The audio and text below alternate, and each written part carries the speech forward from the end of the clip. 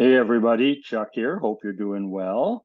Going to go into a topic here on this video for the CTSC on implementing project KPIs. And as a reminder for everybody, this is a Chuck opinion piece. We're not using ASCM PowerPoints, as well as I'm doing this as a tool to help me prepare for the exam to see if I can talk about what I know, but hopefully also share with you so it helps you support in your studying as well. So let's dive in.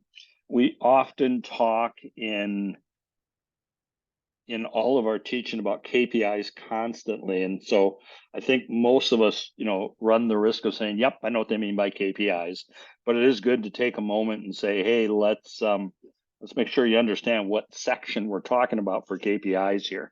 In this case, it's project implementation. So it's a project, that's part of a portfolio.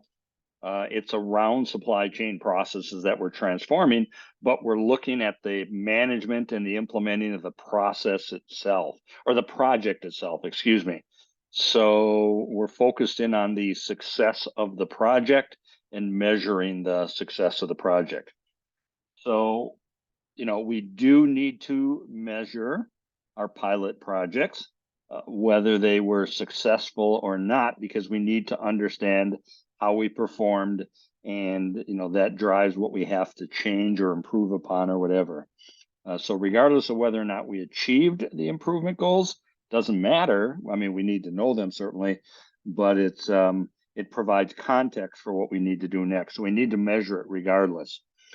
Ideally, standardized metrics, standardized reporting, so we can make sure we can report out at the overall portfolio level with actionable information, something we can do with it on a timely basis. So folks are going to report through the same process.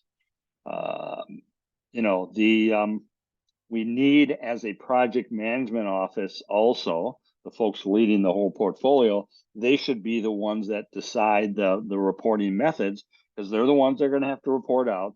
They know what they need, so they should be able to define what format they want that in. It should not be, well, this is all I'm going to do, this is what you're going to get, deal with it. We're not heading down that path. We prefer indicators and measurements and KPIs that are leading versus after the fact with lagging. These measurements should be iterative as well. In other words, they should be able to enable, account for, demonstrate learning curves, change management readiness based on that. And the measurements can also have minimum performance threshold, like just breaking even, or they can also report out on stretch goals to be able to see those kind of benefits as well. But we've got to make sure that we've got the metrics on the project and how the project itself is going.